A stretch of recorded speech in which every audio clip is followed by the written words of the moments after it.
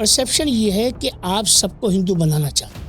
ये आरोप भी लगते हैं संघ का स्वतंत्रता आंदोलन में क्या योगदान था। जमायत इस्लामी आदि के लोग जो जेलों में बंद रहे साथ साथ, बड़ा संपर्क रहा, तो साथ साथ रहने से एक मित्रता भी हो गई। भारतवर्ष में जिन्होंने जन्म लिया है, हम सबको उसी समाज का हिस्सा मानते हैं। हिंदू राष्ट्र शब्द, इसका पूजा पद्धति से संबंध कम है, भौगोलिक ज्यादा है। कुछ लोगों को भारत माता बोलने में भी दिक्कत होती है, कुछ राजनीतिक दलों को भी दिक्कत होती है। राष्ट्रीय स्वयंसेवक संघ सरकार भी चलाती है, सरकारी तंत्र को भी चलाती है। नरम लोग हैं, उनको ये चिंता करना चाहिए कि गर्म लोगों की गर्मी को थोड़ी शांत कर। दिल्ली में उत्तम नगर में एक घटना हुई, हाँ हुई, इसके कारण सारे मुस्लिम समाज को हम ऐसा कह दें तो ऐसा ठीक नहीं होगा। बहुत बड़ा सनातन समाज है जो न सिर्फ ये कि आपसे अलग है, आपसे दूर है, बल्कि वो मुस्लिम समाज से भी ज्यादा रेडिकल है। कि लोगों ने जब संघ की तरफ बढ़ना शुरू किया और संघ के पास जाना शुरू किया तो संघ इतना बड़ा हो गया। संघ जिस हिंदुत्व की बात करता है, उस हिंदुत्व का अर्थ है विश्व कल्याण। राष्ट्रीय स्वयंसेवक संघ घोर मुस्लिम विरोधी है।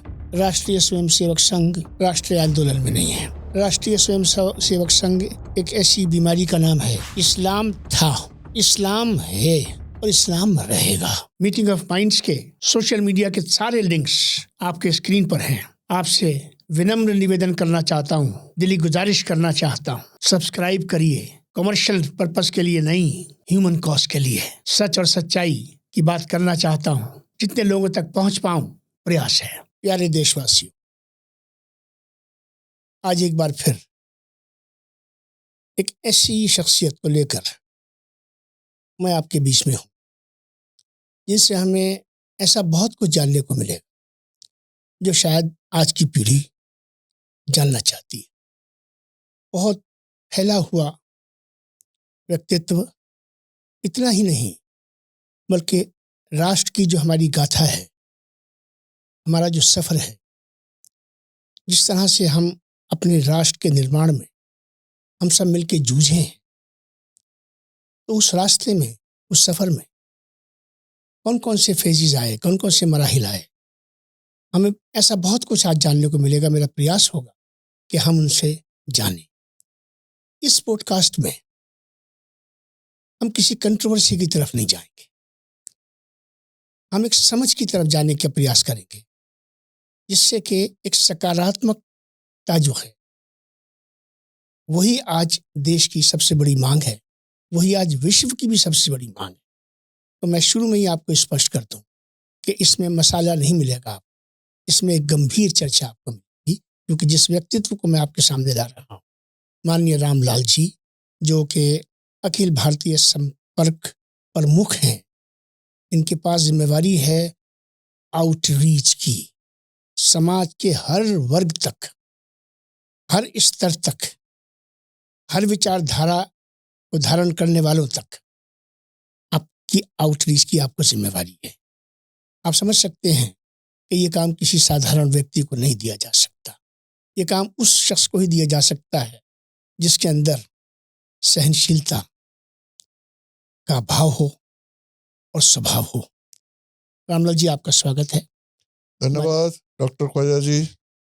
हम आपसे कुछ ऐसी बातें जानने का प्रयास करेंगे राष्ट्रीय स्वयंसेवक संघ के बारे में, आपके अपने निजी जीवन में। जैसा कि मुझे ज्ञात है, मैं अगर सही हूं तो सही कहिएगा, गलत हूं तो गलत कहिएगा, कि आप 10 वर्ष की आयु से राष्ट्रीय स्वयंसेवक संघ से जुड़े हैं।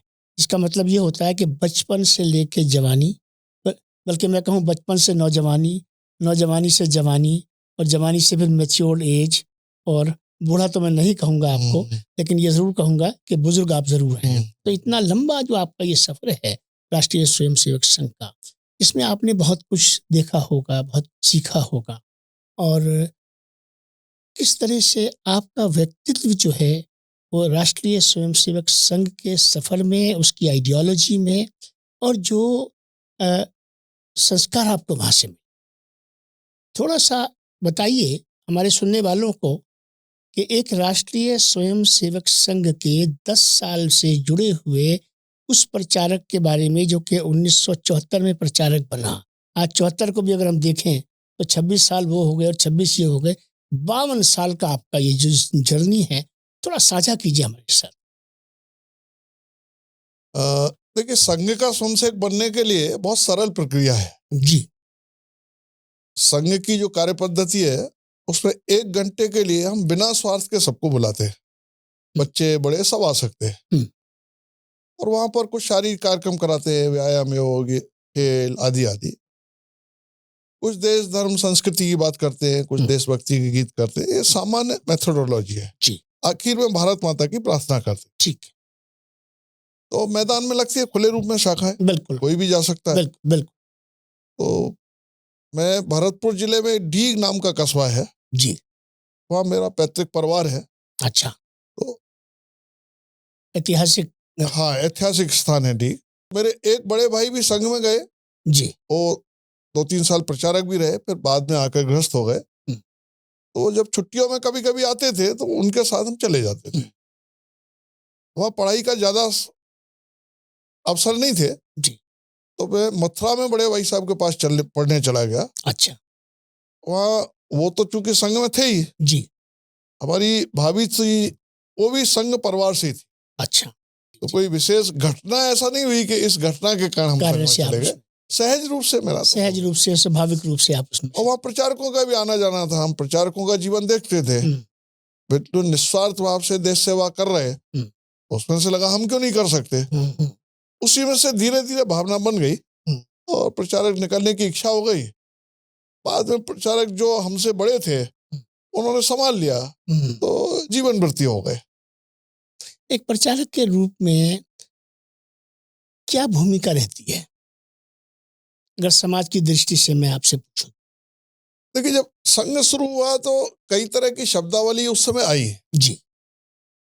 तो उस समय आज के सब दायित्व, संपर्क प्रमुख, प्रचार प्रमुख आदि आदि ये सब नहीं थे। जी। तो संघ के काम के लिए बाहर जाना, तो जो बाहर जाते थे उनको संघ में लोग प्रचारक कहने लगे। तो वास्तव में प्रचारक की कल्पना ये थी कि संघ के काम का विस्तार करना, नए नए स्थानों पर संघ के काम की शुरुआत करना। प्रारंभ में तो कल्पना यही थी। धीरे धीरे संघ बढ़ा तो कार्य का विस्तार भी करना, कार्य को सुदृढ़ भी करना, कार्य में गुणवत्ता भी निर्माण करना। फिर धीरे धीरे बहुत सारे स्थानीय कार्यकर्ता, गृहस्थ कार्यकर्ता तैयार हो गए। जी। तो उनके साथ समन्वय भी रखना। गृहस्थ कार्यकर्ता प्रचारक को संभालते हैं, प्रचारक सब गृहस्थ कार्यकर्ता को, दोनों एक दूसरे को संभाल के चलते हैं।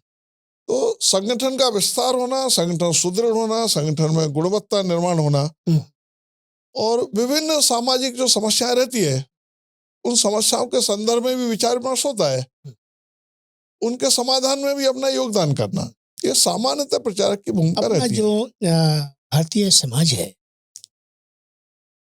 सब लोग तो राष्ट्रीय स्वयंसेवक संघ को नहीं जानते। फिर तरह तरह से लोगों की अपनी जानकारियां, अपनी सोच है, अपने परसेप्शंस हैं, उस सब चीज को परे रखते हो। मैं आपसे ये जानना चाहता हूं कि हर संस्था को व्यवस्थित रूप से चलाने के लिए एक कोई ना कोई एक हायरार्की, जिसको अंग्रेजी में कहते हैं कि ये अध्यक्ष हैं, ये उनके साथ नेक्स्ट जनरेशन ऑफ टीम है, ऐसे करके उस नीचे के स्तर तक, एक कार्यकर्ता के स्तर तक वो चीज़ चली जाती है। तो थोड़ा सा एक कार्यशैली जो हमारी है राष्ट्रीय स्वयंसेवक संघ की, ऊपर से नीचे तक जो हायरार्की है, थोड़ा सा विस्तार से बताइए ताकि सब लोग समझ पाएं कि कार्यशैली है क्या। संघ जैसा संगठन और संघ जैसी कार्य पद्धति सामान्यतः नहीं है। जी। इसलिए किसी से तुलना, इसीलिए प्रश्न किया आपसे। इसलिए तो तुलना तो नहीं हो सकती किसी से। जैसे कहते हैं ना भाई, आसमान आसमान जैसा है, सूरज सूरज जैसा है। बिल्कुल बिल्कुल। तो मैं कोई उस स्तर पर तुलना नहीं कर रहा, लेकिन संघ संघ जैसा है। तो हायरार्की जैसा शब्द संघ में नहीं है सामान्यतः, नहीं है, लेकिन प्रचलित अर्थों में है, तो आपका पूछना तो वाजिब बनता है। जी जी। संघ में अखिल भारतीय टीम है। सरसंघ चालक जी उस स्थान को हम एक पूज्य स्थान मानते हैं, इसलिए परम पूज्य उनके आगे शब्द लगाते हैं। परम पूज्य सरसंघ चालक जी रहते हैं जी। नाम के आगे तो हम माननीय ही लगाते हैं। माननीय मोहनराव भागवत जी है। फिर उनके साथ सर कारवा रहते हैं, तो माननीय सर कारवा दत्ता जी अभी है जी।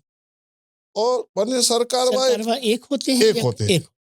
फिर वो अपनी टीम बनाते हैं, कुछ सहसर कारवा, ठीक है। और जो संघ में अलग अलग कार्य विभाग है, जैसे संपर्क है, प्रचार है, शारीरिक, बौद्धिक, व्यवस्था, सेवा आदि आदि, इन सब कार्य विभागों के प्रमुख रहते हैं, सहायक रहते हैं, कार्यकारिणी के सदस्य रहते हैं, ऐसे एक अखिल भारतीय टीम रहती है। उसके पश्चात जोन आता है, 2, 3, 4 प्रांतों को मिलाकर जोन, क्षेत्र कहते हैं। क्षेत्र की भी ऐसी टीम रहती है। अच्छा। उसका बाद प्रांत आता है, तो प्रांत हम अपनी सुविधा से राज्य को थोड़ा कम ज्यादा करके बनाते हैं। जैसे संघ की दृष्टि से 46 प्रांत है। अच्छा। छोटे छोटे 2-2, 3-3 प्रांत मिलकर एक भी है, जहाँ काम कम है, जहाँ काम ज्यादा है। एक बड़े प्रांत को हमने कई प्रांतों में बांट दिया। आज जयपुर से आ रहा हूँ, राजस्थान से, तो राजस्थान के 3 प्रांत है। अच्छा, ऐसा होता है।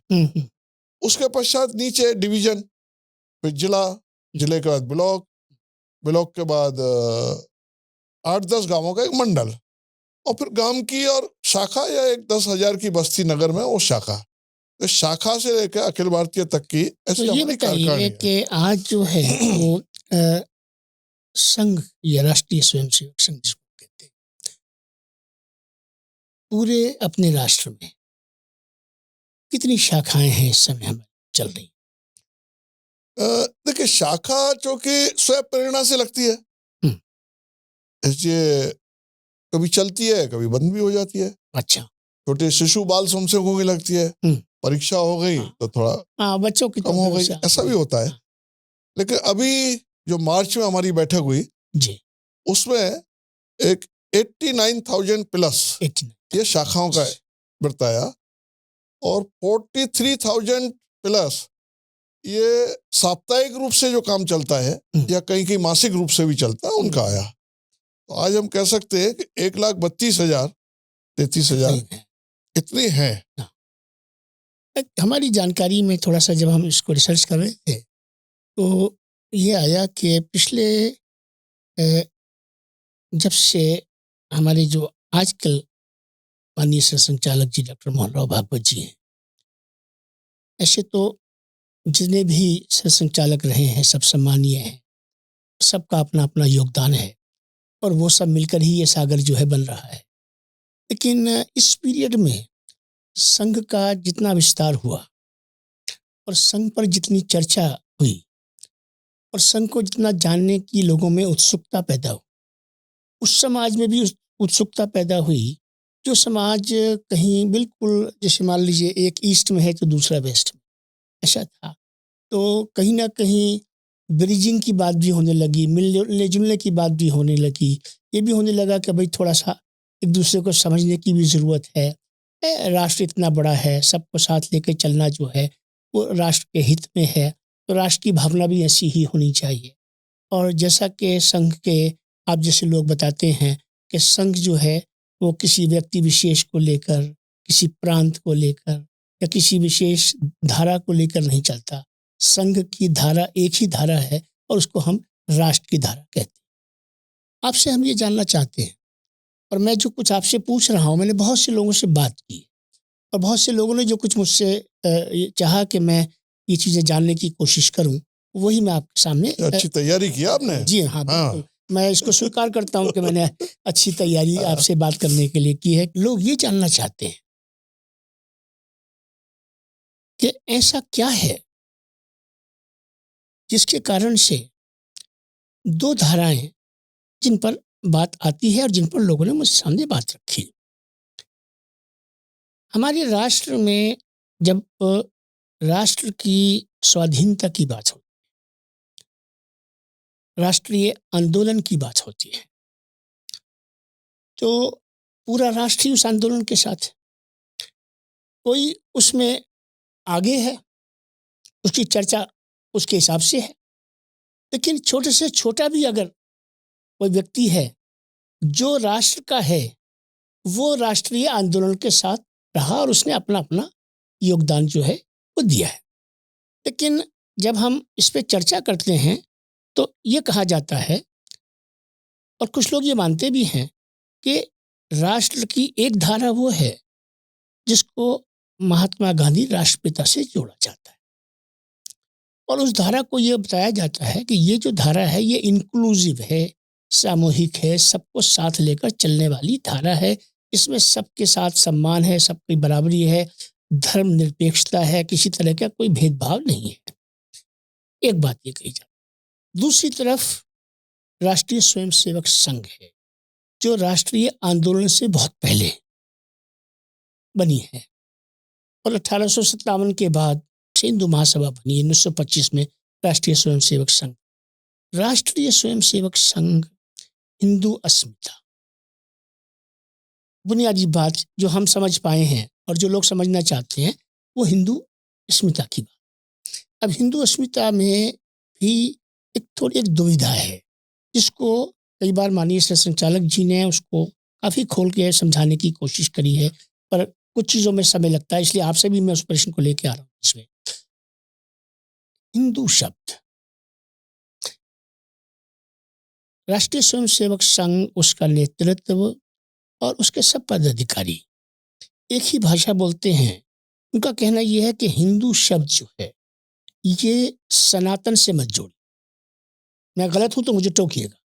हिंदू शब्द को सनातन से न जोड़िए, हिंदू शब्द को भारतीय संस्कृति से जोड़िए। और जब भारतीय संस्कृति संघ कहती है तो उसका मतलब ये होता है कि भारत की संस्कृति और भारत में जितनी भी इकाइयां हैं उन सबकी सामूहिक संस्कृति। लेकिन परसेप्शन जो है इसके विपरीत है। परसेप्शन ये है, खासतौर से वो लोग जो आपके विरोधी हैं या वो लोग जो आपको जानते नहीं, परसेप्शन ये है कि आप सबको हिंदू बनाना चाहते। इस पर आप क्या कहें?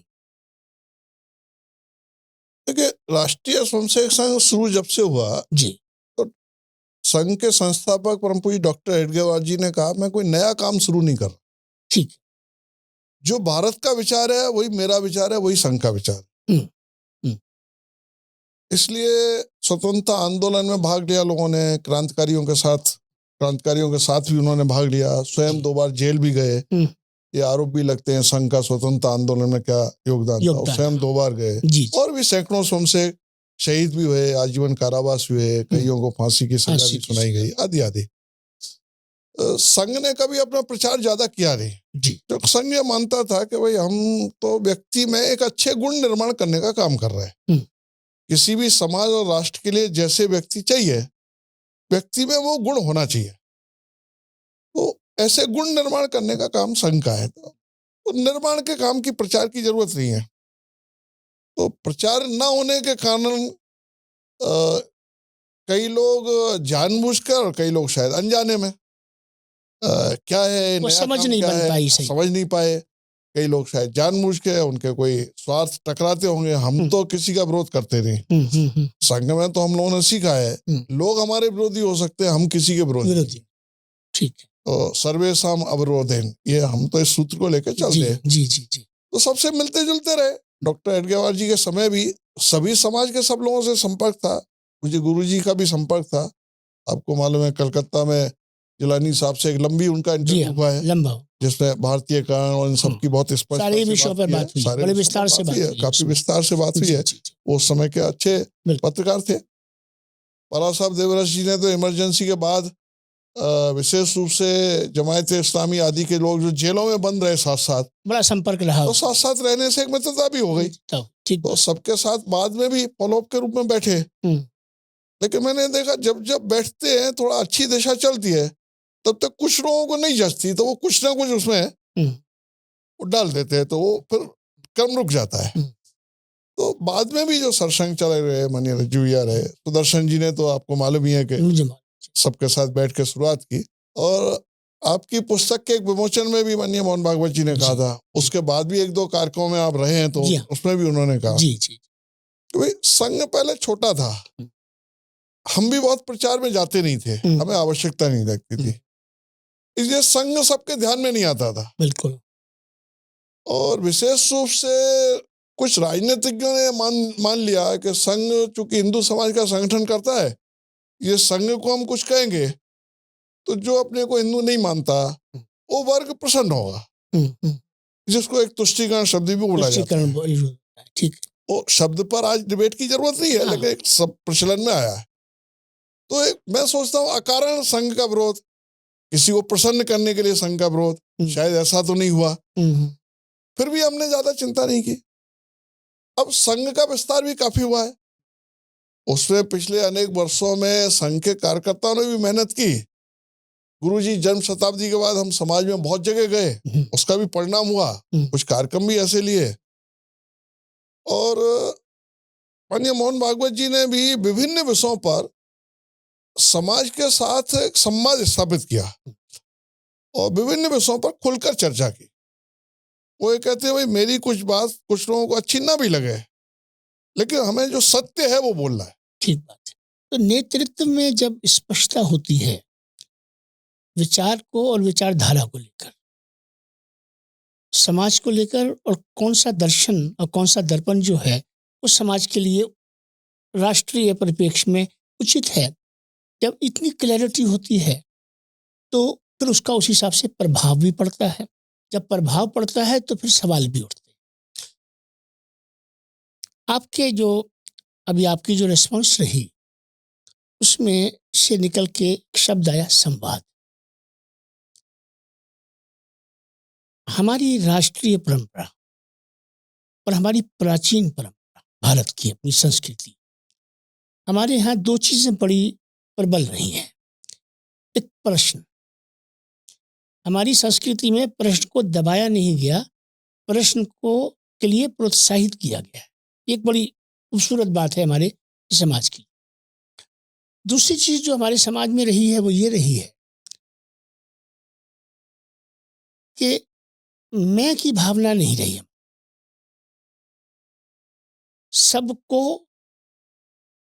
सबको जगह मिले, सबको अपनी बात कहने की जमीन मिले, आधार मिले, और सब अपने अपने तरह से अपनी अपनी बात को लेकर समाज के बीच में जाएं और समाज जिसको जितना स्वीकार करे उस हिसाब से वो चीज जो है आगे चली। तो एक खुलापन हमारे माहौल में रहा है। इधर ये वो बात है जिसको हम केवल भारत की भूमिका में करेंगे तो हम अपने राष्ट्र के साथ अन्याय करेंगे। इस पर पूरे विश्व में रामलाल जी एक माहौल में गर्मी है, कई जगहों पे जंगें हो, कई जगहों पर टेरिटोरियल डिस्प्यूट्स हैं, कई जगहों पर रेशियल डिस्प्यूट्स आप देखने को आपको मिलते हैं, और कई जगहों पर तो सीधी जंग ही हो। टॉलरेंस जो धैर्य भी हमारे समाज का एक बड़ा गौरवशाली एक अंग हमेशा से है। आज दुनिया के अंदर धैर्य जो है, टॉलरेंस जो है, बड़ी हद तक कंप्रोमाइज हुई है। हम भी एक विश्व का ही हिस्सा है। हम ये तो नहीं कह सकते जो विश्व में अगर अच्छा होता है तो हम भी उससे अच्छे से प्रभावित होते हैं। हमारा क्योंकि खुद अपना इतना बड़ा समाज 140 करोड़ का, हमारे यहाँ कोई अच्छाई होती है तो वो अच्छाई भी पूरे विश्व को प्रभावित करती है। इस समय अच्छाई प्रभावित कम कर रही है और उसके कारण से कई तरह के द्वेष पैदा हो रहे हैं। कई लोग इसको समुदायों के बीच का द्वेष कहते हैं। मैं इसको इस तरह नहीं देखता, मैं इसको लार्जर पर्सपेक्टिव में समझता हूँ और उसी से मैं आपसे भी समझना चाहता हूँ कि अगर हमारे समाज में इस समय कहीं कुछ बेचैनी दिखती है या कहीं कुछ गर्मी घटती बढ़ती हमें दिखती, और कहीं पे हमें गतिरोध भी देखने को मिलता है। पिछले दिनों कई साल पहले राष्ट्रीय स्वयंसेवक संघ के माननीय संचालक जी, जाहिर सी बात है संघ में तो सबको साथ लेके चला जाता है, आपके यहाँ एक सहमति बनी, और सहमति ये बनी कि शायद हमारे सिख समाज के, बौद्ध समाज के, पारसी समाज के, जैन समाज के, आपके जो है वो, या इवन क्रिश्चियन समाज के साथ उस तरह के टकराव वाले विरोध नहीं है। थोड़े बहुत हैं जो बुनियादी कहीं ना कहीं जो टकराव है वो, मैं ये कभी नहीं कहूँगा कि इस्लाम के और सनातन के बीच में, वहाँ कोई टकराव नहीं। मुस्लिम समाज और संघ से जुड़ा हुआ हमारा सनातन समाज, इनके बीच में एक डिफरेंसेस जो हैं वो कभी उछाला बढ़ने का लेते हैं, कभी थोड़ा नीचे आ जाते हैं, कभी वो इनसिग्निफिकेंट हो जाते हैं। तो आरएसएस की लीडरशिप ने अपने आप में आप सब लोगों को साथ में लेकर एक संवाद का प्रयास शुरू किया है। कई साल उस प्रयास को हो, वो प्रयास आगे चल रहा है, बढ़ रहा है। और मैं आपसे ये जानना चाहता हूँ कि ये पहल आपने, ये पहल मुस्लिम समाज की तरफ से नहीं, मुस्लिम समाज को इस पहल पर हाथ उठा के आगे कितना आता हुआ दिल से, ईमानदारी से, प्रामाणिकता के साथ में आप देख रहे हैं, और संवाद के इस सफर को आज आप कहाँ पाते हैं और आने वाले 10 साल में कहाँ देखना चाहते हैं? देखिए, संघ जो बढ़ा है आज तक, वो समाज के सहयोग से, समाज की शुभकामनाओं से बढ़ा है। और संघ की कार्य पद्धति उसमें एक बहुत महत्वपूर्ण कारण है। उसमें एक है सेल्फलेस सर्विस। संगठन के लिए भी सेल्फलेस सर्विस, समाज के लिए भी, तो एक विश्वास बना है जी। और हमारे यहाँ गीत एक चलता है, शुद्ध सात्विक प्रेम अपने कार्य का आधार है। दोबारा कहिए ताकि सुन सके सब लोग। ठीक। शुद्ध सात्विक प्रेम, शुद्ध सात्विक प्रेम अपने कार्य का आधार है। अपने कार्य का आधार है। ठीक है। तो इस गीत की पृष्ठभूमि में हर से काम करता है। ठीक है। तो आपने संवाद कहा, तो हम कहते हैं संपर्क, संवाद, और उसके आगे के एक शब्द है संबंध। अच्छा, संबंध। ठीक है। हम संबंध बनाने तक लेकर जाते हैं। हाँ। खाली संपर्क संवाद तक नहीं छोड़ते। हाँ। और एक सूत्र और चलता था संघ में जी, डोर टू डोर नॉक। अच्छा। हर दरवाजे को खटखटाना। ठीक। जो भी हमारे संपर्क। ठीक है। Man to man contact. ठीक है। हर व्यक्ति से संपर्क करना। ठीक है। ठीक। और तीसरा बहुत महत्वपूर्ण है, जिसको संघ में आकर ही लोग समझते हैं, संघ के बाहर कई बार नहीं समझ पाते, या मिलने के बाद समझते हैं। आपने तो समझने की कोशिश किया उसको। जी, मैंने तो खूब कोशिश की। Heart to heart talk. हृदय से हृदय की बात। हृदय से। तो केवल बुद्धि से नहीं, हृदय से हम मिलते हैं सबसे। जब मिलते हैं तो उसका असर स्वाभाविक रूप से होता है। शुद्ध भावना से मिलते हैं सबसे। तो ये तो एक संघ की कार्य पद्धति, उसका विस्तार का है। जो आपने संवाद वगैरह की चर्चा की, ये भी कुछ लोगों को लगता है जो संघ बड़ा हो गया, अभी मीडिया वगैरह का रोल भी ज्यादा है और सोशल मीडिया का भी बहुत बड़ा रोल है जी। तो इसके कारण कोई भी छोटी चीज होती है तो बड़े स्तर पर आ जाती है। तो कहीं भी मिलेंगे जुलेंगे आ जाती है। अन्य मोहन जी का भी, चूंकि विभिन्न कारणों से सिक्योरिटी वगैरह भी एक साथ होने के कारण उनका जाना आना तो कहीं उतना ऐसा सरल नहीं। हाँ, छिप नहीं सकता। हाँ, ठीक बात। छिपा कर जाते भी नहीं हम लोग, लेकिन छिपता भी नहीं। हम तो कहीं भी चले जाए तो कोई दिक्कत नहीं। हाँ। तो बाहर की दुनिया को मालूम पड़ता है ये मिल रहे हैं, जुड़ रहे हैं। इसलिए अभी थोड़ा ऐसा वातावरण बना है कि ये काम संघ ने कोई नया शुरू किया है क्या। मैंने माननीय सुदर्शन जी का उल्लेख किया, गुरु जी का उल्लेख, सबका उल्लेख किया, बाला साहब देवरस जी ने भी एक प्रयास किया था। तो ये सब प्रयास बहुत पहले से चले हैं। बीच बीच में कम होते हैं, फिर बढ़ते हैं, फिर कम होते हैं, फिर बढ़ते हैं। हमारा प्रयास है कि संवाद सभी के साथ सबका होना ही चाहिए। बिल्कुल। केवल मुस्लिम, केवल क्रिश्चियन, केवल ये, या भारतवर्ष में जन्मे जितने ये मत, पंथ, धर्म जो भी उनको कहें, बौद्ध, सिख, जैन, समाज आदि आदि, सबका आपस में भी संवाद होना चाहिए। संघ के साथ ही को आपस में भी संवाद होना चाहिए। अब कभी कभी सरकारें प्रयत्न करती हैं, कभी एक बार अल्पसंख्यक आयोग ने प्रयत्न किया।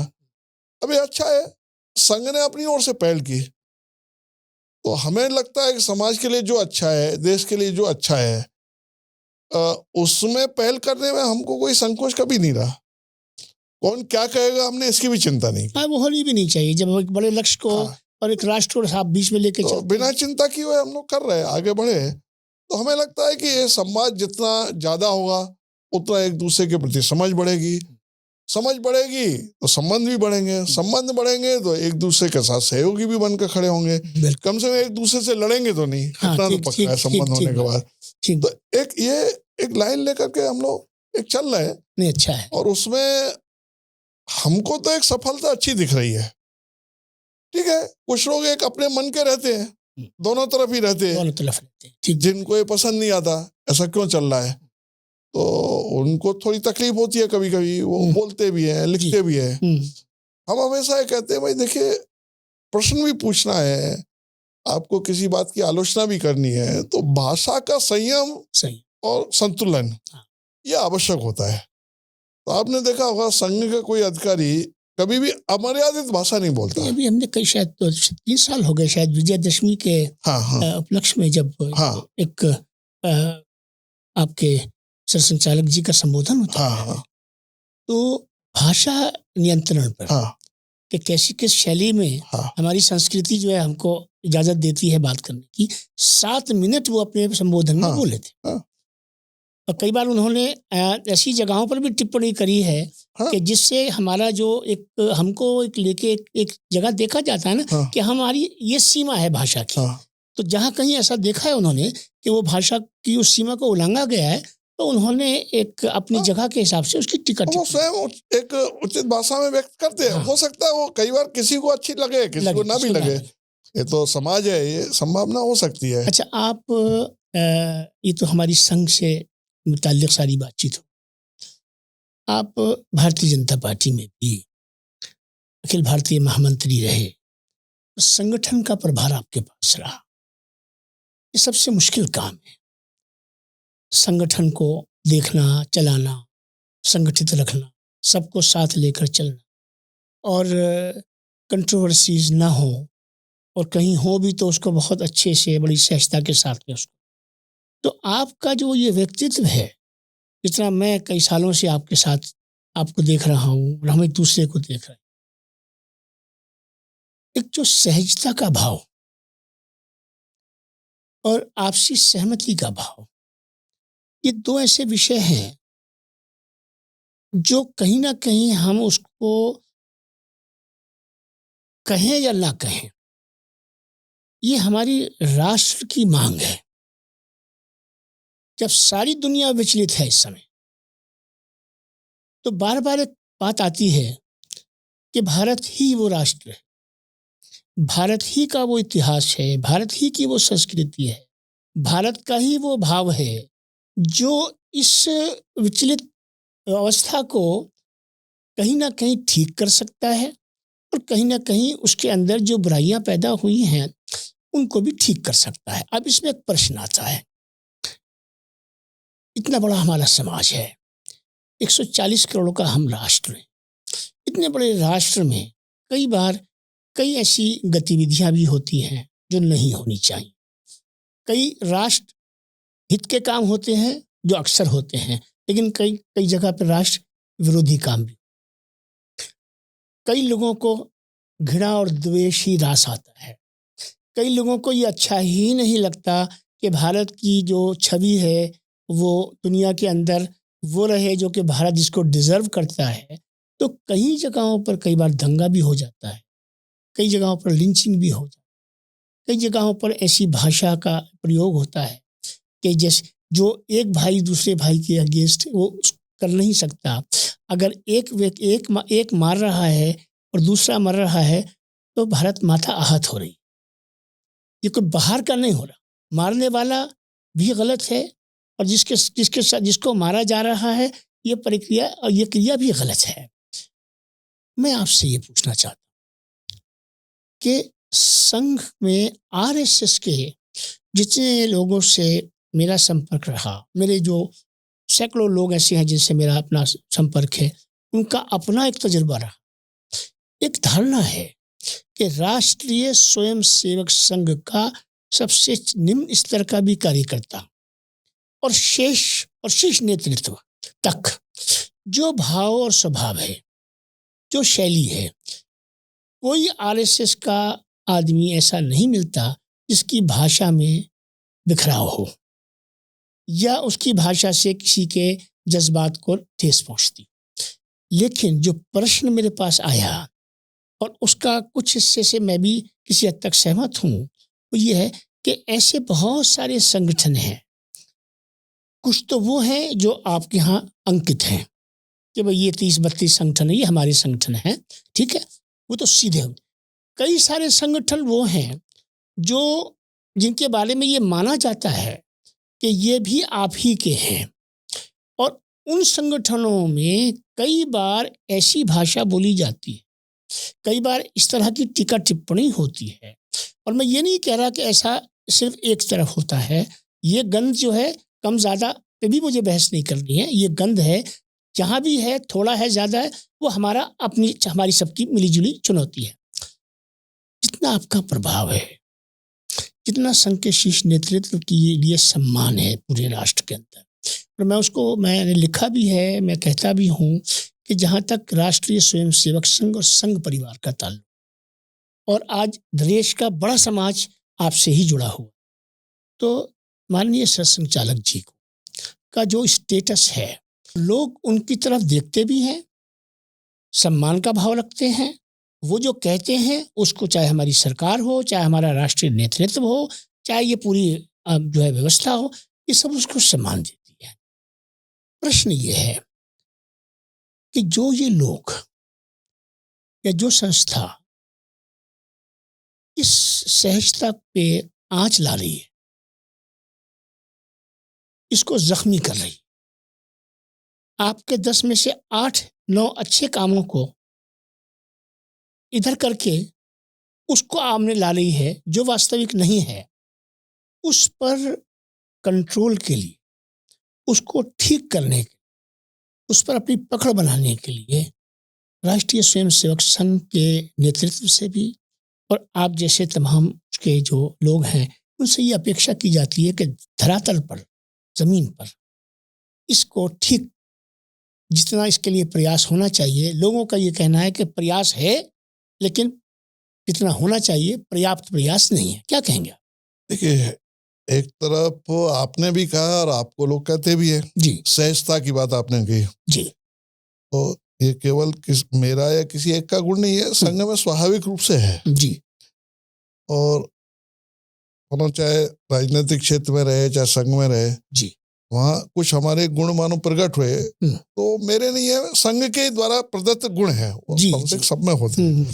संघ में हम ऐसा नहीं मानते कि कोई वो हमारे हैं। ठीक है, अलग अलग स्वभाव शैली होती है सब। जो बातें आपने कही है कि संघ में, माननीय मोहन भागवत जी ने विज्ञान भवन में भी कहा जी, कि भाई हमें संगठन का काम करना है तो जो हमारे पास आते हैं, जो सहज रूप से आ सकते हैं, पहले हम वहां जाके करते हैं। कठिन प्रश्न बाद में करते हैं, सरल प्रश्न पहले करते हैं। जी, तो सामान्यतः संघ के बारे में हो गया है कि प्रचलित अर्थ में जिसको हिंदू समाज बोला जाता है, प्रचलित अर्थ में उन्होंने तो कहा भारतवर्ष में जिन्होंने जन्म लिया है हम सबको उसी समाज का हिस्सा मानते हैं, जिस पर कुछ लोग नहीं भी कहते हैं हम इससे सहमत नहीं है। जी, जी, ठीक है, लेकिन उन्होंने कहा भाई हमारा मानना है, आप नहीं मानते कोई बात नहीं है, हम आप बैठेंगे, चर्चा करेंगे, आप कोई शब्द सुझाएंगे और सुझाएंगे, तो देखेंगे आगे क्या करना। तो लेकिन हमारा संपर्क सबसे है, ठीक, और हम ये मान के चलते हैं कि हिंदू शब्द आदि आदि, हिंदू राष्ट्र शब्द, इसका पूजा पद्धति से संबंध कम है, भौगोलिक ज्यादा है। अब माननीय मोहन जी ने कहा कि भाई ये शब्द तो दुनिया के ऐसे लोग जो यहाँ आक्रमण के लिए आए या व्यापार के लिए आए, उन्होंने सिंधु को हिंदू कहा। हाँ, वो तो अब आपत्ति इस पर भी होती है, कुछ लोग आजकल बोल रहे हैं कि हिंदू को बाहर का शब्द बता दिया। अब ऐसा भी, अब ये सब टिप्पणी भी हम लोग सुनते हैं, क्या करें। लेकिन ये जो प्रचलन में है वो बातें उन्होंने की, तो हम ये मान के चलते हैं कि एक भाव यदि ये रहेगा कि भारत एक देश है, इसकी एक प्राचीन संस्कृति है, हम सब इसके नागरिक हैं। भारतीय संविधान में भी कहा है we the people of India, तो हम सब इसके नागरिक हैं। अब कुछ लोगों को भारत माता बोलने में भी दिक्कत होती है, कुछ राजनीतिक दलों को भी दिक्कत होती है, वो कहते हैं भारत माता क्या है, दिक्कत होती है, कुछ दिक्कत को जिंदा रखा जो भी है। लेकिन यहाँ आपने देखा होगा भारत की संस्कृति में जिसके प्रति श्रद्धा निर्माण करनी है उसके लिए माँ शब्द लगा दिया। हाँ, जो पूरी दुनिया में सभी में माँ सबसे ज्यादा श्रद्धा का शब्द है। तो गंगा माता, गीता माता, तुलसी माता, भारत माता, गाय माता आदि आदि ये शब्द लगा दिया, इसलिए भारत धरती को माता हमने कहा। अच्छा रामलाल जी, अब कुछ 2-4 तीखे एक मिनट इसको पूरा कर दो जी। तो जब भारत माता की हम जय बोलते हैं तो हम कहते हैं कि भारत माता के पुत्र पुत्री सबके मन में भाव आ जाए कि एक भारत है, उसकी एक संस्कृति है, हम सब इसके पुत्र हैं। हमारी पूजा पद्धति कुछ भी होगी, हमने जन्म कहीं लिया होगा, किसी जाति में, किसी वर्ग में, किसी प्रांत में, किसी भाषा को बोलने वाले में, लेकिन हम सब एक भारत की संतान है। तो ये बात प्राथमिकता पर सबके मन में रहना चाहिए। ठीक। मैं यदि एक पूजा पद्धति अपनी को मैं ये कहूंगा कि नहीं इसी से सबको चलना है, तो सब नहीं चलेंगे। नहीं चले, आप कहेंगे तो सब नहीं चलेंगे, स्वाभाविक है। तो कोई ना कोई हमें समान बिंदु ढूंढने पड़ेंगे समाज को साथ लेकर चलने के। ठीक है। संघ को ये लगता है समान बिंदु ये है कि एक भारत है, उसकी एक प्राचीन संस्कृति है, हम सब उसके नागरिक हैं, और इसको सरल भाषा में कहें एक भारत माता है, हम उसके पुत्र पुत्री हैं, इसलिए हम सब भाई बहन हैं। तो फिर जो बाकी भेद है वो नहीं आते। ये एक बड़ी लाइन जब तक नहीं दिमाग में आती तब तक छोटी छोटी बातों में आदमी फंस जाता है। देखिए संघ में जातिवाद नहीं, भाषावाद नहीं, वर्गवाद नहीं, प्रांतवाद नहीं, ऊंच नीच छुआछूत नहीं। कारण ये है कि हम एक बड़ी सोच रखकर चलते हैं जी। ये बड़ी सोच निर्माण करना ये संघ का उद्देश्य है, और हम चाहते हैं जिनसे भी संपर्क करते हैं कि इस बड़ी सोच को निर्माण करने का प्रयास करेंगे तो झगड़े झंझट जितने वो सभी समाप्त हो जाएंगे। ये बताइए कि आमतौर पे ऐसी मान्यता है या धारणा है, जैसे भी उसको, कि राष्ट्रीय स्वयंसेवक संघ सरकार भी चलाती है और सरकारी तंत्र को भी चलाती है। क्या कहेंगे इस पे? एक आपका महत्वपूर्ण बिंदु पहले छूट गया था। क्या? कि भाई बहुत सारे हैं, आप सबको ठीक क्यों नहीं करते? हाँ, संगठन आदि आदि। वो फिर ले आता मैं बात। तो मैं आप भी बुजुर्ग हैं जी हाँ। मेरी भी आयु हो गई है। जी बिल्कुल। लेकिन आजकल लोग कहते हैं, हाँ, बच्चे भी नहीं मानते। हाँ हाँ। तो एक स्वतंत्रता के अनुसार सब संगठन चलते हैं, स्वयंसेवक उसमें है, स्वयंसेवकों से संपर्क रखते हैं, और हम हमेशा ये कहते हैं ऐसी कोई भाषा, ऐसे कोई विषय जो समाज को तोड़ने वाले हैं वो नहीं करना चाहिए। लेकिन आप जानते हैं कि सभी तरफ एक नरम दल गरम दल, ये स्वतंत्रता के आंदोलन, तो स्वतंत्रता के आंदोलन से सभी स्वतंत्रता के लिए काम कर रहे थे, लेकिन गरम दल नरम दल था। बिल्कुल थे। तो बाल गंगाधर मैं और आप नहीं कह रहा, लेकिन आपने ही कहा कि भाई हम में और आप में सब में होता है। तो कहीं भी ये हो सकता है। तो जो नरम लोग हैं उनको ये चिंता करना चाहिए कि गरम लोगों की गर्मी को थोड़ी शांत करे, और नरम लोगों को थोड़ा आगे बढ़ाना। इसका प्रयास हम भी करते हैं, आपको भी करना चाहिए। उसमें से बहुत सारी चीजें आप देख रहे हैं ठीक भी हो रही हैं। और एक बात माननीय मोहन भागवत जी ने बहुत स्पष्टता से बोला कि भाई जहां भी कहीं गलती है, परिवार में गलती है, संगठन में गलती है, मोहल्ले में गलती है, कौम में गलती है, जाति में गलती है, किसी में भी गलती है, तो जो सज्जन लोग हैं समाज के, जिनको देखकर समाज को सीखने की कोशिश करता है, उनको थोड़ा हिम्मत करके आगे आना चाहिए और बोलना चाहिए कि भाई देखो ये गलत कर रहे हो। वो कहीं भी है, किसी का है। हाँ, जब तक गलत को गलत समाज के भीतर से नहीं कहा जाए, हाँ, तब तक थोड़ी दिक्कत रहेगी उसके अंदर। और ये ऐसा होता है कि नेगेटिव चीजें थोड़ा प्रचारित भी ज्यादा हो जाती है, आनंद भी लोगों को ज्यादा आता है। तो संघ तो नेगेटिविटी नहीं बढ़ाता, संघ तो पॉजिटिविटी ही समाज में लाना चाहता है, पॉजिटिविटी के साथ ही संघ चलता है। एक बात मैं और इसमें कहूंगा, अभी सरसंघ चालक जी ने भी कहा था ये बात कि भाई कोई एक घटना को सारे समाज से जोड़कर चलना, किसी एक समाज के लिए नहीं कहा उन्होंने, ये उचित नहीं है। अब कहीं एक घटना हो गई, अभी यहाँ दिल्ली में उत्तम नगर में एक घटना हो गई, अब इसके कारण सारे मुस्लिम समाज को हम ऐसा कह दें तो ये शायद ठीक नहीं होगा। या कई मानो हिंदू समाज के कुछ लोगों ने किसी मुस्लिम समाज, ईसाई समाज को कुछ कर दिया, तो हम सारे हिंदू समाज को ऐसा कहते हैं, ऐसा भी नहीं होगा। स्वयंसेवक सामान्यतः नहीं करते। फिर भी मानो मैं आपकी बात मान लेता हूँ, संघ में एक दिन आया स्वयंसेवक तो वो भी हो जाता है, उसमें संघ तो जाता नहीं, वो तो संघ में आ गया, संघ तो उसमें गया नहीं। बिल्कुल। तो स्वयंसेवक भी मानो कोई करता भी है, हमारा तो विश्वास है स्वयंसेवक जो है वो नहीं करेगा, फिर भी मानो कोई करता भी है, हम समझाने का प्रयत्न करते हैं। उसके कारण पूरे संघ को ऐसा सोचना है, ये शायद किसी के भी प्रति न्याय नहीं होगा। ठीक, सोचना नहीं चाहिए।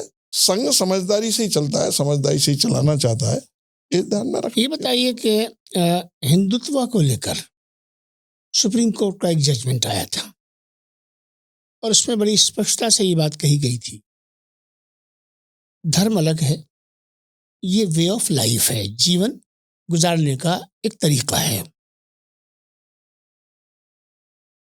लेकिन उसको लेकर सेकुलर पॉलिटिक्स जो कहलाती है, या सेकुलरवाद जो हमारे राष्ट्र में जिन आधार पे चलता है, उसमें हिंदुत्व की आइडियोलॉजी को, उस आदर्श को एक विलन के रूप में चलाया गया। बड़ी चर्चा उस पे की। मुस्लिम समाज का अगर कोई वर्ग या कोई व्यक्ति या कोई संगठन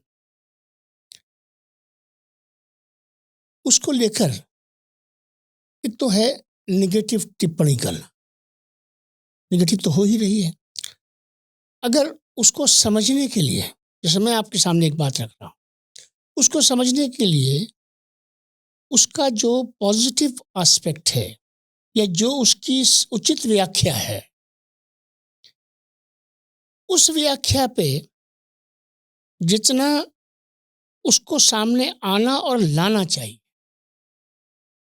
उसकी क्योंकि कमी रहती है। और हमारे जो मीडिया है, इलेक्ट्रॉनिक मीडिया खास तौर, आप जानते हैं कि मेरे जैसा व्यक्ति तो जाता ही नहीं है इस वजह से कि वहाँ जो चिल्लम चिल्ली होती है, चर्चा तो होती नहीं है। और आम आदमी में तरह तरह की भ्रांतियाँ पैदा, आपसे क्योंकि पूरा जीवन है आपका इसमें, और जब हम संघ की बात करेंगे तो हिंदुत्व उसका पार्ट एंड पार्सल उसका होगा। फिर मैं हिंदू राष्ट्र की भी थोड़ी सी आपसे बात करूँ। दर्शकों को बहुत सटीक और बहुत ही साधारण तरीके से हिंदुत्व के बारे में 2-3 लाइनों में बताइए, ताकि एक आम व्यक्ति जो है, जिसकी इस बहुत निम्न स्तर पे जो है, वो भी ये समझ पाए कि ये है क्या। देखिए, एक तो क्या है, अभी एक स्थान पर माननीय मोहन जी ने, माननीय दत्ता जी ने, दोनों ने बोला भारत को आप भारत के चश्मे से देखेंगे, भारतीय दृष्टि से देखेंगे, तभी भारत समझ में आएगा।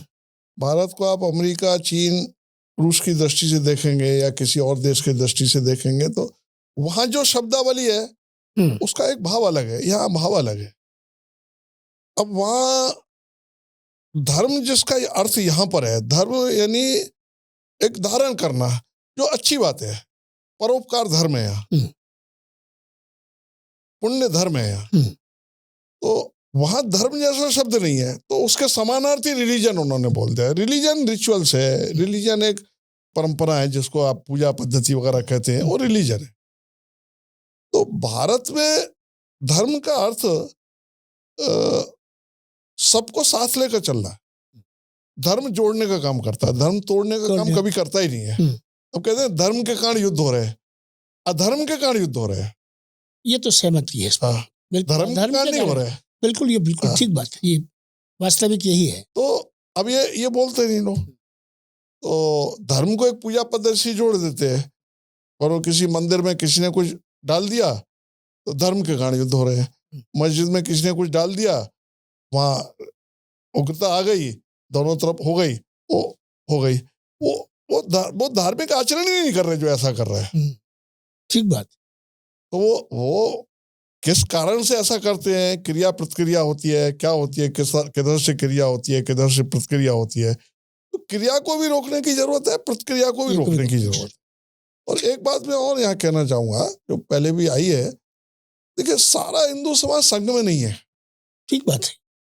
सारा मुस्लिम समाज किसी एक संस्था में नहीं है, सारा ईसाई समाज किसी एक संस्था में नहीं है। ये भी ठीक है।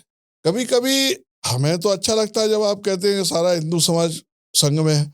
चलो भाई, बहुत अच्छा हो गया है, तो सारा हिंदू समाज संघ में, हमारे कम काम करने से इतना हो गया। लेकिन ऐसा है नहीं, वास्तविक नहीं है। ठीक बात है। तो हर गली मोहल्ले में क्या होता है, ना तो कोई संघ होता नहीं, वहां संघ से पूछकर भी नहीं होता। जहां संघ है वहां हमारा विश्वास है कि जल्दी कुछ गड़बड़ नहीं होगी, ये हमारा विश्वास है। तो संघ तो एक सकारात्मक भाव से। मैं बड़ी अजीब बात आपसे पूछने लगा। मुस्लिम समाज के अपने कारण हो सकते हैं, सही गलत तो मेरी कोई टिप्पणी नहीं है। हिंदुत्व की आइडियोलॉजी को लेकर, हिंदू राष्ट्र की तो परिभाषा है उसको लेकर, आज भी सनातन समाज का मैं प्रतिशत में नहीं जाऊंगा। बहुत बड़ा समाज जैसे संघ से जुड़ा है उन पिछले 20-25 सालों में, एक रेवोल्यूशन सा है। इस तरह से एक बहुत बड़ा सनातन समाज है जो न सिर्फ ये कि आपसे अलग है, आपसे दूर है, बल्कि वो मुस्लिम समाज से भी ज्यादा रेडिकल है। आपके विरोध में, आपके दर्शन के विरोध में, आपकी आइडियोलॉजी के विरोध में। उसको ऐसा क्या दिखता है जब आप उसकी आकलन करते होंगे, जाहिर सी बात है संघ करता होगा आकलन, कि एक रामलाल जी तो पूरी तरह से उसमें लीन हैं, संतुष्ट हैं, पूरा अपना जीवन उसको दे रहे हैं, और अब चाहते हैं कि हमारी और जनरेशन भी उसी के साथ में जुड़े। और उनमें जो आपने बीच में बात कही कि भाई हम तो एक भारतीय नागरिक के अंदर अच्छे गुण है के गुण उसके अंदर ऐसे हों कि वो एक बेहतरीन इंसान बने, ये विरोध क्यों है फिर? नहीं, देखिए कुछ तो उधर से समझना चाहता हूँ। कुछ तो मैं उसको ना समझ नहीं कहूंगा, लेकिन समझने की कोशिश नहीं हुई शायद, इतना तीखापन, और संघ के नजदीक नहीं आए, दूर से देखकर संघ को किया। अब मैं आपको दूर से देखकर सोचूंगा तो मुझे कुछ और लगेंगे, अब नजदीक आऊंगा तो आपके गुण मुझे दिखाई देंगे। तो संघ में हम ये कहते हैं कि भाई आप बातों में छोड़ दो, आचरण संघ का क्या है। तो एक सेकंड रोकूंगा आप। हाँ। तो क्या यही कारण है कि लोगों ने जब संघ की तरफ बढ़ना शुरू किया, और संघ के पास जाना शुरू किया, तो संघ इतना बड़ा हो गया? नहीं, संघ की भी पहल रही, नहीं पहल तो लोगों ने भी संघ को समझा था, सहयोग मिल रहा है, समर्थन भी मिल रहा है संघ का। और दूसरा एक राजनीतिक कारण है। मैंने कहा राजनीतिक कारण में थोड़ा एक हो गया है कि भाई वोटों का एक ध्रुवीकरण जैसा हो गया है। आपको ध्यान होगा एक जगह माननीय मोहन भागवत जी ने कहा, किसी ने कहा जातिवादी परिवारवादी राजनीति है, उन्होंने कहा ये राजनीति वोटवादी राजनीति है। हाँ, ये बहुत चलाई है। जहाँ से वोट मिलते हैं वो दल वहां जाते हैं। उन्होंने सभी दलों के लिए अपने अपने हिसाब से कहा। लेकिन ठीक है, वोट लेना अलग बात है, लेकिन दूसरे का विरोध करके किसी का वोट लेना इसकी आवश्यकता नहीं है। आप अपनी बात कहो भाई, जो समाज जो समझेगा वो समझेगा, और ये सभी दलों के लिए कॉमन बात है। कोई किसी एक दल विशेष दूसरे दल विशेष के लिए नहीं है। शालीनता से अपनी बात कहो। ये बात सरसंघ की बार बार कहते हैं। अब धीरे धीरे संघ का भी विस्तार हुआ है, संघ के नजदीक लोग आए हैं, समझने की कोशिश कर रहे हैं। उनको ध्यान में आया है कि संघ जिस हिंदुत्व की बात करता है, उस हिंदुत्व का अर्थ है विश्व कल्याण, उस हिंदुत्व का अर्थ है वसुधैव कुटुंबकम, उस हिंदुत्व का अर्थ है सर्वे भवन्तु सुखिनः, सभी सुखी हों। उनका ये हिंदुत्व है, तो हम में और आप में क्या अंतर है? ठीक है, हम अपने को हिंदू कहे ना कहे, लेकिन यदि कंटेंट ये है तो भारत का चाहे मुस्लिम हो चाहे क्रिश्चियन हो, वो भारतीय है, तो कंटेंट तो उसका भी यही है ना। पिछले दिनों जो 3 दिन का दिल्ली में विज्ञान भवन में कार्यक्रम हुआ, और अंतिम दिन जो है वो प्रश्न उत्तर का अच्छा बड़ा कार्यक्रम हुआ, हर तरह के प्रश्न उसमें आए उठे, उसके जवाब दिए गए। मैं अंतिम पड़ाव पे हूँ आपसे बातचीत। राष्ट्रीय स्वयंसेवक संघ घोर मुस्लिम विरोधी है। राष्ट्रीय स्वयंसेवक संघ राष्ट्रीय आंदोलन में नहीं है। राष्ट्रीय स्वयंसेवक संघ एक ऐसी बीमारी का नाम है जो इस राष्ट्र को दीमक की तरह चाट रही है। ये सोच एक्सट्रीम पे जब मैं लेके जाऊंगा तो मैं इससे आगे नहीं जा सकता। मेरा सवाल ये है, अभी मैंने हिंदुत्व पे आपसे पूछा, आपने उसकी व्याख्या की, उसके उदाहरण आप। राष्ट्रीय स्वयंसेवक संघ का शीर्ष नेतृत्व डॉक्टर मोहनराव भागवत जी, कोई कंपल्शन नहीं है, कोई मजबूरी नहीं है, कोई दबाव नहीं है, और सीधा सीधा कोई लोभ और लालच में नहीं है, आप इलेक्शन भी नहीं लड़ते हैं। वो ये कह रहे हैं कि भारत में इस्लाम था, इस्लाम है और इस्लाम रहेगा। हिंदुत्व में इतनी गुंजाइश मौजूद होते हुए कि शीर्ष नेतृत्व इतना बड़ा स्टेटमेंट दे रहा है और जिसको मैं कहता हूँ ये स्टेटमेंट नहीं है जो अंग्रेजी का शब्द मेरी जुबान पे आ रहा है, ये स्टेटमेंट ऑफ सब्सटेंस है जिसको नकार नहीं सकते आप, और जिसकी कई लोग तरफ से कई लोगों ने उस पर बड़ी टीका टिप्पणी भी करी। लेकिन इतनी बड़ी पहल, इतना बड़ा बयान और इतनी बड़ी दृष्टि, अगर ये हिंदुत्व है तो फिर इसका विरोध, इसके बावजूद भी कुछ लोग विरोध कर रहे हैं, क्या कहेंगे आप? देखिए, वो तो मैंने कहा ना कि जो हमारा विरोध करते हैं हम तो उनको भी विरोधी नहीं मानते, हम तो उनके वो पास तो भी एक मिलते हैं। आदर्श वाली बात हो गई। क्योंकि कहीं ना कहीं या तो संघ को समझा नहीं है, हाँ। या कभी कभी कुछ लोगों के स्वार्थ भी शायद टकराते होंगे, संघ को समझना नहीं चाहते, या संघ को कुछ भला बुरा करके कहकर उनके कुछ स्वार्थ पूरे होते हों, शायद। मैं एकदम नहीं कहता। क्या आपको ऐसा नहीं लगा कि यहाँ सीधा उन्होंने मुस्लिम समाज को संबोधित किया और उनका जो विचार है इस्लाम को लेकर, मुसलमानों को लेकर, उन्होंने जहाँ इधर एक बात रखी वहाँ उन्होंने एक मैसेज उन्होंने पूरे राष्ट्र को भी दिया। बड़ी बड़ी व्यापक उसकी भूमिका है बात की जो है। तो जितना उसको स्वीकार किया जाना चाहिए था, जितना उसका स्वागत मुस्लिम समाज के जरिए से होना चाहिए था, जितना ये बयान समाज की चर्चा में इसकी स्वीकार्यता के तौर पे तो अपनी जगह, लेकिन सकारात्मकता के तौर पे जिस तरह से इसको समाज के भीतर चला जाना चाहिए, क्या कहीं आप को उसमें कमी नहीं लगती? मैं एक मुस्लिम होने के नाते मेरी कई लोगों से ये चर्चा हुई, और ये मैं किसी को खुश करने के लिए नहीं कह रहा हूँ, आप मेरे मिजाज से वाकिफ़ हैं। मुझे कई जगहों पर ये चाहत हुई कि इतनी टीका टिप्पणी हर चीज़ पे होती है, सबका अधिकार है सब टीका टिप्पणी करें, लेकिन अगर कोई इतना बड़ा स्टैंड लिया जा रहा है और शीर्ष नेतृत्व के स्तर पे लिया जा रहा है, और जाहिर सी बात है सब उसके साथ सहमत हों, ऐसा होता भी नहीं है और ऐसा होगा भी नहीं, तो क्या उसको इस प्रक्रिया को आगे बढ़ने के लिए, इसको और हिम्मत देने के लिए, इसमें और जान डालने के लिए समाज को 2 कदम की जगह 10 कदम आगे नहीं बढ़ना चाहिए था? इसकी कमी रही।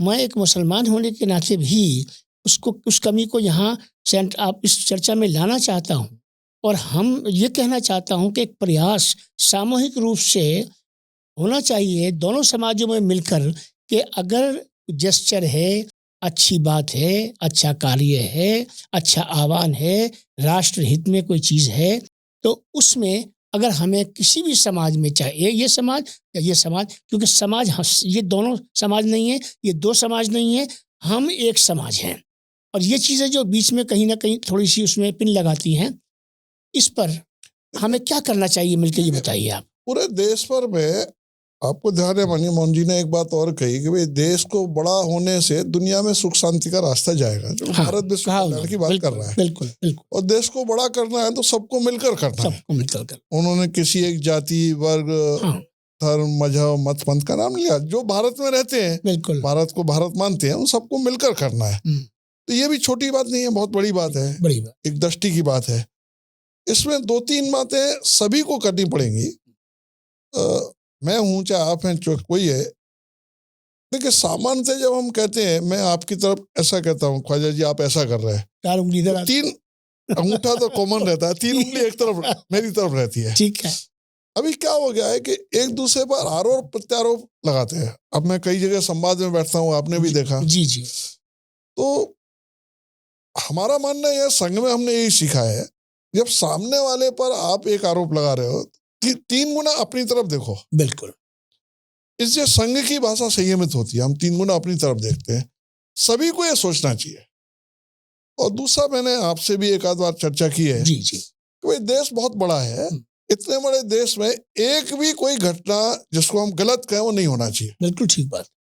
चाहे महिलाओं के संबंध में हो, चाहे कम्युनिटी के संबंध में हो, चाहे जाति को लेकर हो, चाहे किसी को लेकर, समुदाय को लेकर हो। लेकिन इतना बड़ा देश है, मैं और आप सब जगह तो नहीं पहुंचेंगे। तो एक एक घटना को, जैसे एक ने कुछ किया तो पूरे समुदाय को कटघरे में खड़ा कर, ये गलत है, ये गलत है। ऐसे देश में कई एक घटना हुई तो देश ऐसा चल रहा है, ऐसा सोचना गलत। ठीक। अब दुनिया की कई मानवाधिकारवादी संस्थाएं कहती हैं भारत में मानवाधिकारों का हनन हो रहा है। भारत जितना मानवाधिकार की चिंता करता है उतना दुनिया के लोग नहीं करते। उसके अपने कारण हैं जो कहते हैं लोग अपने कारण। अब पर्यावरण की चिंता जितना भारत करता है उतना ग्लोबल वार्मिंग के लिए बड़े बड़े देश बैठते हैं। चिंता तो भारत सबसे ज्यादा करता है। तो भारत के बारे में एक अच्छा सोचना, अच्छा बोलना, अच्छा करना और अच्छाई को बढ़ाने का प्रयत्न करना। मैं तो चाहूंगा, आपके बहुत मित्र हैं, हाँ, तो अपने सब मित्रों को यही बात कहिए कि भाई एक तो सामने एक वाले के दोष देखें वो ठीक है, अपनी तरफ भी देखना और अपने दोषों को दूर करना, सामने वाले को बताना कि भाई ये दोष हमें दिखाई दे रहे हैं, इनको दूर करो। हम तो हमेशा ही मानते हैं निंदक निरे रखिए आंगन कोटी छवाए। कोई हमारे बारे में बोलता है तो हम उससे सीख लेने की कोशिश करते हैं हमेशा कि रास्ता तो सब चीजों का मिलता है जी, रास्ता निकालने की इच्छा होना चाहिए। बहुत अच्छी बात किया। विवाद तो कहीं भी हो सकते हैं, बिल्कुल। विवादों में हम फंसेंगे तो विवाद बढ़ते हुए दिखाई देंगे। रास्ता निकालने की कोशिश करेंगे तो रास्ता निकल आएगा। और गुंजाइश रखें, सहिष्णुता रखें, एक दूसरे के प्रति स्वीकार्यता और सम्मान रखें। तो यही भारत का विचार है। इस भारत के विचार को लेकर चलेंगे तो कठिनाई नहीं है। जहां तक संघ का प्रश्न है, संघ सब तरफ जा रहा है। कितना सकारात्मकता संघ में है, मैं एक ही छोटा सा आपको उदाहरण देता हूं। जब कई बार लोग कहते हैं संपर्क विभाग में कि भाई ये फलाना उनसे भी मिलो, वो कहते नहीं बहुत विरोधी है, तो हम उसको समझाते हैं हम जब तक नहीं गए तब तक वो विरोधी है। अब इससे ज्यादा सकारात्मकता और हमारी क्या हो सकती है। तो हम तो एक सकारात्मक भाव से लगे, सकारात्मक भाव से ही रास्ते भी निकलेंगे, देश ठीक चलेगा। और हमारा पूरा विश्वास है भारत को दुनिया को दिशा देनी है तो भारत को ठीक होना ही होगा। और भारत को ठीक होना है तो हम आप सब जैसे लोगों को मिलकर उसको उस दिशा में ले जाना होगा। तो हम आज की इस चर्चा को आपका धन्यवाद करते हुए यहाँ इसको इस बात पे खत्म करेंगे या मुकम्मल करेंगे। हम कहना चाहिए बीच का रास्ता और संवाद को और तेजी से आगे बढ़ाना, और उसमें विशेषकर सब समाज, सब वर्ग, सब लोग अपने अंदर भी झांकें और ये देखें कि हम कहाँ कमज़ोर हैं, हम कहाँ गलत हैं। जहाँ सही है उसको कंसोलिडेट करें, उसको मजबूत करें, उसको बांटें।